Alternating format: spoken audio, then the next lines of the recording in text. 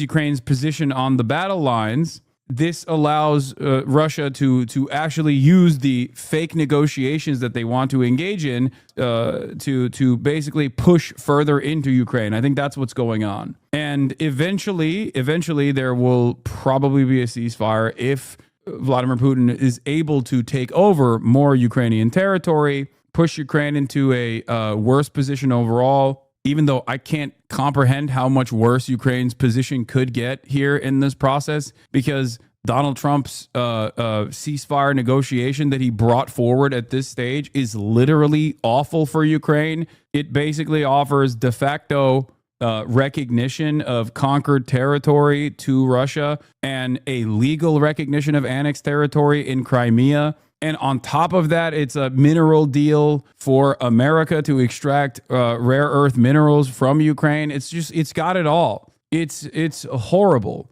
And Putin is still saying no. And it seems to me like the reasons as to why he's saying no is because he wants 4 additional territories to be covered in this ceasefire negotiation, and maybe even a disarmament of Ukraine, which is ridiculous.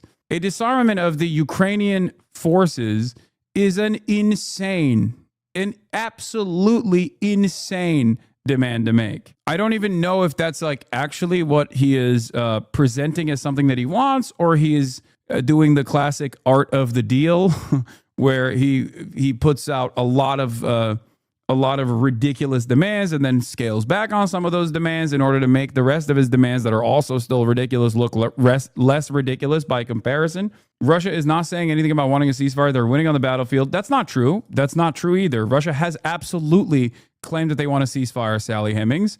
This is not true. You're saying this because Russia is not showing that they're interested in a ceasefire now, but they absolutely have said that they wanted a ceasefire. That is 100% false. They said it, and I think they're using the ceasefire negotiations as a way to cut into the relationship that America has with Ukraine. That's what I think is going on.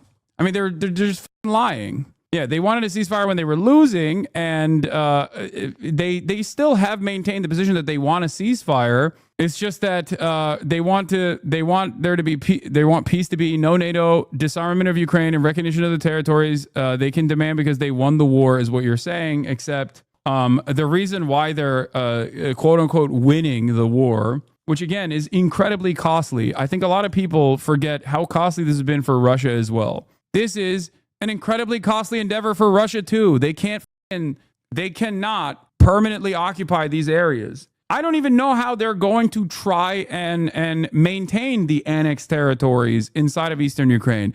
I think there's going to be a ton of terrorism. There is going to be tremendous insurgency inside of the captured territories, an insurgency that will also bear fruit even internally in like Moscow and shit. When you have freedom of travel, freedom of movement from annexed Ukrainian territories into the rest of Russia, you're going to see a shit ton of angry people that are going to do terrorism. How much terrorism has there been in Crimea? That is not a comparison. That is not an accurate comparison, because look at the ways in which they took over Crimea and the ways in which they are trying to desperately hold on to eastern Ukraine. That's the reason why there is no comparison there.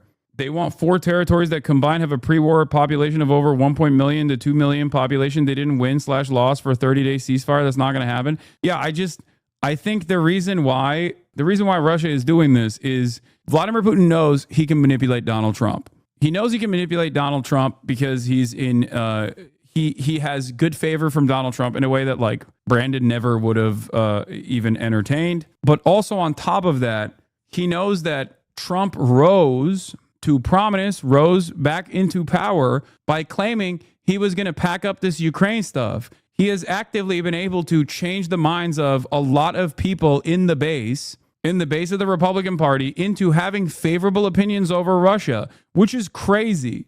I mean, Republicans broadly don't want to keep giving money to Ukraine. They see it as like a partisan issue.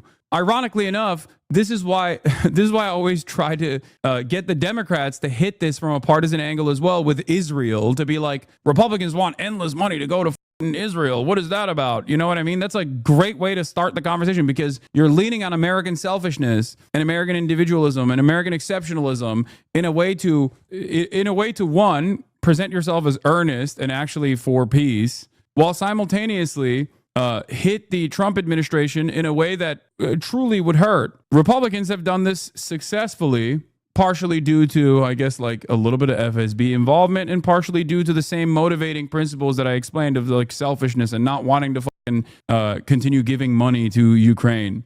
Is it not true that Zelensky's political career is based on the war continuing, just like in Israel? The Chapo ep with the Ukrainian reporter was very enlightening on this topic. I mean, I think Ukraine is fucked regardless, whether it's still Zelensky continuing the war or not. Like his own personal ambitions are irrelevant in this process. Ukraine is not even a part of these conversations. Anyone that tries to tell you Ukraine is a major player in these conversations, I think is wrong. People get mad at me for saying this, but like I think his opinion is worth nothing in this process. And the reason why I say that is because look at Trump. He literally belittled, humiliated Zelensky at the behest of Vladimir Putin in these ceasefire conversations when Zelensky is seen as an extension of American interests in the region by every party involved, including Vladimir Putin. Vladimir Putin was able to successfully get Donald Trump to undermine his own proxy before coming to the table with the most favorable deal imaginable for Vladimir Putin, which was an insanely unfavorable deal for Ukraine. It doesn't matter who gets to run Ukraine in the future, especially in the near future, whether it be continued by Zelensky or whether it be a more radical, more nationalist element that ends up running Ukraine, or even the less likely option, which is like an Atlantic Council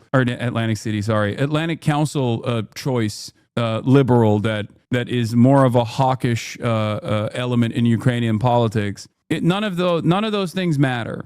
Atlantic City Council is what I said. Yeah, New Jersey, baby. On hopes for a ceasefire, this seems to be, stretching out with no specific time frame at the moment. Yet we know that President Trump is very impatient. So where do you think that's going to lead to? So one of Russia's hopes is that President Trump will get tired of the whole thing and simply say that the United States is not going to be involved anymore. And this would be an end of economic aid and end of military aid to Ukraine. So, of course, that benefits Russia. I don't know if this is entirely correct. I think Russia's goals here are to continue the supposed interest in ceasefire negotiations in an effort to extract more concessions from Donald Trump and specifically stop the American aid to Ukraine, for sure, in a way to weaken Ukraine's position. So it's literally easier to take more territory. It's easier to take more territory. There's no like, oh, let's just wait it out. It's attrition. I think that at the end, they will arrive at a stalemate and they will come to the table for a ceasefire. It's just increasingly less likely with every passing day that this will happen with a favorable position for Ukraine, unless there are more troops. And I've said time and time again, the only way to bring more troops into Ukraine is by either engaging in the act of mass deportations in cooperation with the Ukrainian government, mass deportations of Ukrainian men living in the Western world right now, living in Poland and living in America, and forcibly sending them back to Ukraine so they go to the front lines, get trained and go to the front lines. And even that process would take an incredible amount of time, or to make up for that lack of military power somehow with, I don't know, private security contractors or actual standing militaries from European armies. Now, obviously, or reduce the age of conscription, but that's the nuclear option, and I don't even think that that's going to happen. Like, I that would be horrible. That would be the most horrible outcome of all of this. Would be to lower the age of conscription in Ukraine down to 18, especially at a time when it's 25 or 27 at this point, and people are evading the authorities inside of Ukraine. The ass cancer guy was the one that suggested that. It wasn't just the ass cancer guy that suggested it. Trump's Mike Waltz also suggested it. I mean, he's gone now, but the Trump administration had also entertained that notion. Many people forget. The Trump admin, one of the first things that they said was, hey, you got to lower your age of conscription to 18, which would, for the record, if you don't know why that's so dangerous, that would destroy the entirety of Ukraine's future. Militarily, Daniel, what position are Ukraine and Russia in right now with regards to prosecuting this war, continuing this war? Russia has been making progress against Ukraine